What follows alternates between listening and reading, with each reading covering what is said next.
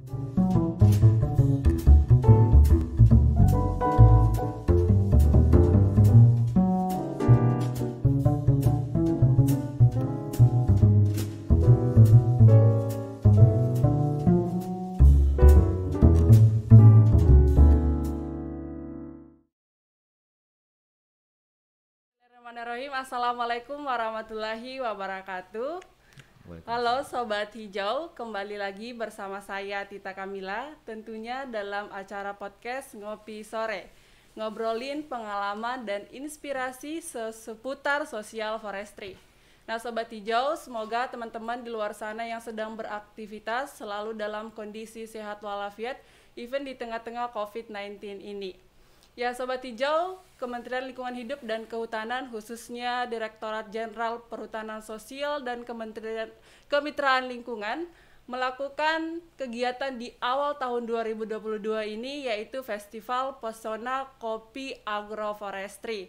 Nah kali ini kita mendatangkan narasumber yang akan memberikan informasi terhadap kita apa sih yang akan dilakukan atau yang telah dilakukan pada event Kopi Agroforestry dalam Festival Pesona. Nah, hari ini langsung saja saya perkenalkan narasumber kita yang luar biasa.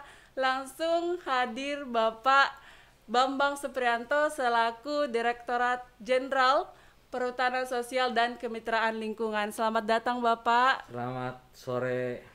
Bapak ini udah 2 kali hadir di podcast Ngopi Sore. Kita ketemu lagi Bapak. Baik. Kemudian datang juga Bapak Ade Alawi selaku Deputi Direktur Pemberitaan Media Indonesia. Selamat datang Bapak. Selamat sore, apa kabar? Mbak Tita. Baik, alhamdulillah. Ya. Sobat Hijau, PSKL melaksanakan kegiatan Festival Pesona tidak hanya sendiri, tetapi kolaborasi juga dengan media Indonesia.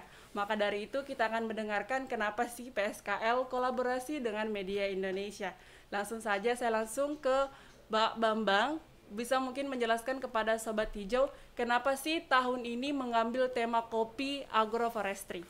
Baik, jadi yang pertama untuk meningkatkan kualitas petani kopi kita nggak bisa kerja sendiri. Ya. Nah, kerjanya itu selain dengan antar KL yang lain, juga dengan LSM, CSO, Ya, akademisi, dan yang paling penting adalah media gitu ya. Betul. Ya, media itu yang paling tidak bisa menyebarluaskan mengenai program dan juga untuk peningkatan kualitas tersebut. Jadi festival ini kan punya tujuan paling enggak 4 ya Pak. Ya. Yang pertama kita ingin memberi slot ruang untuk petani-petani kopi agroforestry untuk memamerkan hasil. Betul. Itu yang pertama. Ya. Kemudian yang kedua kita ingin mengkampanyekan mengenai kopi agroforestry ini tidak hanya untuk kalangan tua seperti saya, tetapi juga untuk muda, termasuk gender. Nah, oleh karena itu kalau kita lihat ada apa namanya lomba-lomba, ya lomba-lomba tadi yang baru saja diumumkan, ada 700 peserta untuk puisi, kemudian banyak untuk yang mengirimkan untuk video. Kemudian dari narasumber antar KL dan sebagainya itu dengan sunset, menunggu sunset, kemudian ada talk show, ada seminar-seminar, itu adalah bentuk campaign kita. Tujuannya adalah kopi agroforestry, petaninya bagus, sosialnya juga bagus, kemudian ekologinya juga bagus gitu ya. Itu yang kedua. Kemudian yang ketiga itu bagaimana kita mendongkrak pemasaran kopi agroforestry. Kita tahu bahwa yang gold, yang orientasi ekspor baru 1%, yang orientasi nasional baru 7%. Sedangkan yang pada umumnya itu di level yang silver gitu, silver yang di pasar lokal. Yeah. Nah, buyer made seller tadi, kemudian dihadiri oleh 39 KUP perwakilan. Kemudian ada yang pembelinya juga. Pembelinya ada 29 ya tadi, 29, dan ada kesepakatan yang kita dapatkan. Itu yang ketiga. Kemudian yang terakhir itu adalah di dalam konteks pentahelix gitu. Jadi sebetulnya karena social forestry itu nggak bisa dikerjain sendiri, kerja bareng, kolaborasi. Betul. Ya, kolaborasi. Kita punya tujuan sama sih, bagaimana menjadikan kopi itu menjadi budaya gitu ya, budaya penting. Tadi puisi itu adalah salah satunya gitu ya, kecintaan melalui budaya. Kesannya. Ya, itu barangkali 4 hal tadi saya pikir semuanya sudah tercapai Pak ya, dengan baik ya. Kita laksanakan dengan antusias, kegembiraan, walaupun tetap waspada dengan COVID-19 itu. Iya, karena kita tahu ya Pak, era sekarang itu eranya bukan lagi era kompetisi tetapi kolaborasi. Iya, Ya, betul. dengan hasil-hasil perhutanan sosial ini diharapkan dengan event pesona ini semoga hasil-hasil kopi khususnya itu bisa dikenal lagi di mata nggak hanya di nasional tetapi juga internasional. Nah, kalau dari media Indonesia sendiri sih Pak, kenapa sih pengen berkolaborasi dengan PSKL di event festival pesona ini? Ya, perlu kami jelaskan Mbak Tita, ini adalah event yang kelima. Dari 5 event inilah yang paling besar. Iya. Yang paling besar karena memang cita-cita kami bagaimana kemudian festival kopi ini menjadi lebih bergema. Menjadi lebih bergema, kemudian juga melibatkan banyak usaha-usahawan, kemudian petani-petani. Dan kami menyadari bahwa perhutanan sosial PSKL di bawah pimpinan Pak Bambang Supriyanto ini memiliki binaan-binaan petani kopi. Nah, kami menginginkan bahwa bagaimana yang kami hadirkan ini tidak hanya sebagian saja Jawa misalnya, tetapi ketika kami mengetahui bahwa perhutanan sosial ini banyak membina para petani kopi mulai dari Sabang sampai Merauke, kami ini memang ingin kami tampilkan seperti itu. Bagaimana ini bisa lebih besar lagi, sehingga kemudian ketika lebih besar lagi maka manfaatnya juga akan lebih besar lagi untuk masyarakat. Nah, sebuah media itu tidak hanya berfungsi pemberitaan, tapi juga jauh lebih besar lagi bahwa sebuah media itu adalah harus mempunyai tanggung jawab sosial. Nah, tanggung jawab sosial itu adalah kami hadirkan, kami angkat para petani kopi dari seluruh Indonesia, di mana kita tahu bahwa sekarang ini ngopi ini sudah menjadi bagian dari gaya hidup. Betul. Gaya hidup dan ngopi juga kami melihat bahwa secara sosiologis ngopi ini juga menjadi sebuah tools untuk meningkatkan kohesi sosial. Dan ini sangat positif sekali. Artinya secara ekonomi juga bisa bisa bermanfaat, kemudian secara sosial juga bisa bermanfaat. Nah, kami melihat bahwa perhutanan sosial di Kementerian Lingkungan Hidup dan Kehutanan ini sudah bekerja jauh sebelumnya dan sekarang ini semakin besar. Oleh karena itu kami menggandeng Kementerian Lingkungan Hidup dan Kehutanan dalam hal ini PSKL untuk bagaimana bersama-sama mengadakan festival kopi. Namanya kayaknya Festival Kopi Pesona Agroforestry. Nah, kalau dari media Indonesia sendiri kan tadi dari PSKL itu ada kegiatan-kegiatan kayak misalkan talk show, kemudian puisi dan lain sebagainya. Kalau dari media Indonesia sendiri dalam kegiatan selama 3 hari ini ada nggak kegiatan khusus dari media Indonesia? Semua kegiatan yang kami lakukan ini bergandengan tangan dengan KLHK seperti tadi lomba baca puisi dan video, kemudian juga menunggu sunset dan beberapa talk show. Selalu kami bersama-sama dengan Kementerian, dengan PSKL, dengan Kementerian Lingkungan Hidup dan Kehutanan. Nah, yang menarik adalah bahwa tadi Pak Bambang ya, Mbak Tita, yang menarik adalah mengenai lomba baca, tidak hanya baca tapi juga lomba baca, menulis dan baca puisi. Itu ada 700 peserta. Ini membuktikan bahwa kalangan generasi Z, X, Y dan milenial itu ternyata masih cinta dunia sastra. Betul. Jadi tidak benar bahwa kalangan milenial kemudian juga kalangan yang di bawahnya X dan Z ini masih jauh dari sastra. Itu tidak benar Pak Bambang. Dan ternyata antusiasme generasi muda Indonesia ini dengan dunia sastra, wabil khusus sastra terkait dengan lingkungan hidup. Ya, tadi cerita soal kopi dan sebagainya. Ini sangat besar sekali antusiasme mereka.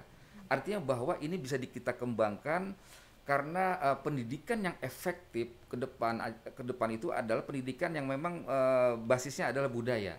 Nah, oleh karena itu ini luar biasa Pak Bambang. Kami mengapresiasi sambutan yang begitu hangat dari Kementerian Lingkungan Hidup dan Kehutanan untuk bersama-sama menggandeng festival kopi Pesona Agroforestry ini.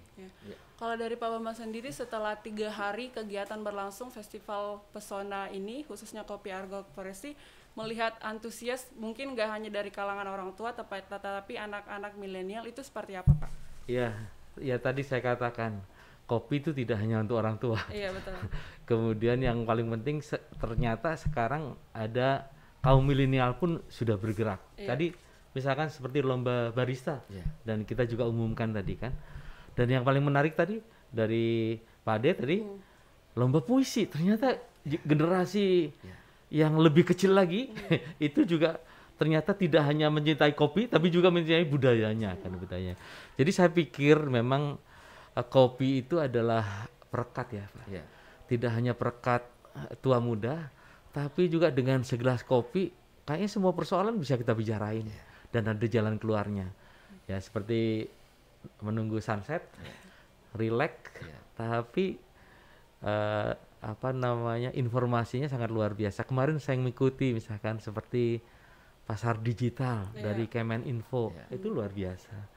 Kemudian ada masalah bicara isu yang lainnya ya, itu juga saya pikir sangat luar biasa. Jadi intinya adalah memang kita harus bergandeng tangan gitu ya, dari sisi public private people partnership, dan itu direkat oleh media gitu ya, media, dan itu hasilnya tentu luar biasa. Hari ini saya lihat pemberitaan 1 lembar, kemudian yang digitalnya membludak di mana-mana gitu. Di televisi juga sama, saya melihat rekaman-rekaman yang sangat luar biasa.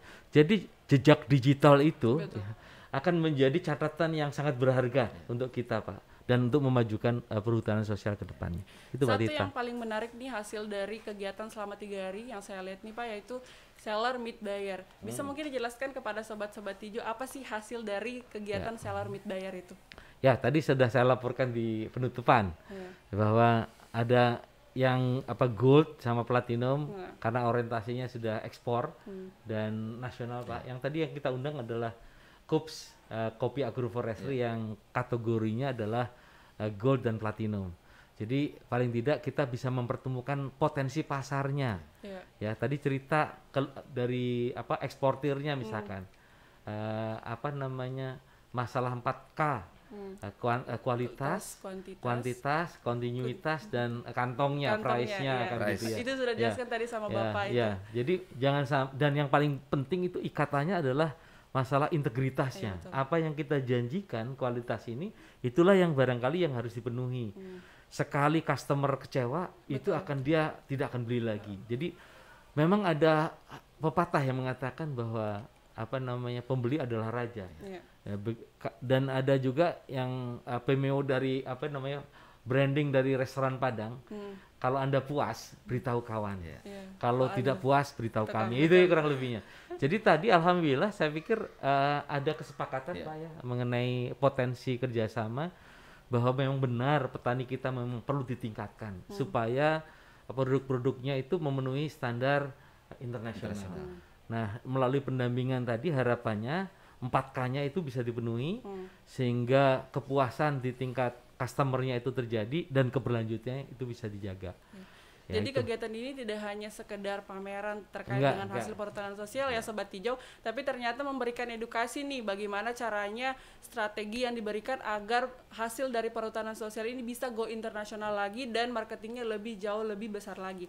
Nah, kalau Bapak sendiri nih melihat 3 hari kegiatan ini, 3 kata dong untuk kegiatan Pesona. Yang pertama, festival kopi luar biasa. Luar biasa. Yang kedua, saya ingin memberikan catatan begini, agak panjang ya. Iya boleh. 3 kalimat ya kalau begitu. Nah, festival kopi yang sekarang ini dalam rangka ulang tahun ke-52 Indonesia ini berbeda dari yang sebelumnya. Betul. Kalau sekarang kami bergandengan tangan dengan Kementerian, dengan KLHK. Ini boleh dikatakan festival kopi sapu jagat ini, Pak. Sapu jagat. Sapu jagatnya di mana? Sapu jagatnya itu adalah dari hulu sampai hilir tuntas. Betul. Masalah kopi ini. Iya. Nah, misalnya masyarakat atau pengunjung yang datang kemari, dia bisa bertanya bagaimana memilih kopi yang baik, bibit kopi yang baik. Bagaimana cara menanamnya. Betul. Kandungan air berapa di situ. Pencahayaannya bagaimana.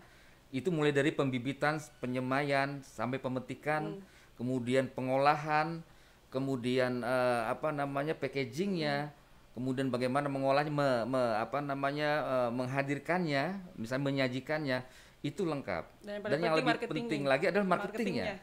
Jadi jangan sampai kemudian apa yang sudah diproduksi, ditanam, diolah, ya, kemudian sampai di packaging ini tidak bisa dijual. Nah, ini diberikan solusi bagaimana menjualnya tidak hanya pasar dalam negeri tapi juga pasar luar negeri. Ada beberapa tadi pengusaha-pengusaha kopi yang memang sudah go internasional. Betul. Itu ternyata memang itu bisa diikuti oleh siapapun. Yang paling penting adalah kesungguhan. Jauh lebih dari itu adalah kualitas. Jadi kualitas kopi harus harus betul-betul terjamin. Nah, dalam festival kopi kali ini dihadirkan seperti itu. Jadi dari hulu sampai hilir tuntas di sini terkait dengan kopi. Oleh karena itu Pak Bambang, kami mohon izin ke depannya kami ingin bekerja sama untuk yang lebih besar lagi, dan kami mendoakan, berharap semua petani dan stakeholder yang terkait dengan perhutanan sosial terus mengembangkan kopi dan budidaya lainnya, karena nilainya sangat positif sekali. Sekalian deh harapan untuk para petani kopi khususnya di Indonesia. Harapan untuk petani kopi di Indonesia ini maju terus, pantang mundur, karena kopi adalah warisan nenek moyang. Betul. Ini harus kita lestarikan, dan tidak hanya warisan nenek moyang tapi juga masa depan Indonesia. Betul. Jadi masa depan Indonesia salah satunya adalah ada di industri kopi ini. Kalau dari Pak Bambang sendiri, ke depannya kira-kira apa sih yang akan dilakukan the next Festival Pesona ini setelah kegiatan ini? Ya, baik. Jadi yang paling penting adalah tadi pantang mundur, maju pantang mundur. Kemudian nilai tambahnya kita ambil untuk petaninya, betul. Supaya petaninya lebih sejahtera. Itu kuncinya. Dan yang kedua, kolaborasi, Pak. Saya pikir kolaborasi itu mudah diucapkan, tapi tantangannya itu diimplementasikan. Dan kita melihat 3 hari ini luar biasa, Pak ya. Kolaborasi kita luar biasa. Jadi media dengan visinya tadi, kita punya visi, saya pikir ketemu karena tujuannya sama gitu ya, memberitakan kepada publik untuk meningkatkan kepedulian kepada petani kita dari hulu sampai hilirnya. Jadi saya pikir platformnya sama. Jadi kita teruskan kolaborasi itu. Oke deh. Luar biasa Sobat Hijau, intinya dari kegiatan 3 hari Festival Pesona ini, satu kalimat itu yaitu the most important thing is collaboration, hand in hand and helping each other. Jadi tanpa kolaborasi, perhutanan sosial tentunya tidak akan lebih maju lagi. Terima kasih yang telah menyaksikan podcast Ngopi Sore kita pada hari ini. Saya juga mengucapkan terima kasih kepada Pak Bambang sudah meluangkan waktu, Pak Ade Alwi juga sudah meluangkan waktu. Semoga apa yang disampaikan oleh kedua narasumber kita luar biasa hari ini bisa menjadi motivasi dan semangat untuk kita semua Sobat Hijau di luar sana. Saya Tita Kamila pamit undur diri. Wassalamualaikum warahmatullahi wabarakatuh. Waalaikumsalam. Baik, terima kasih.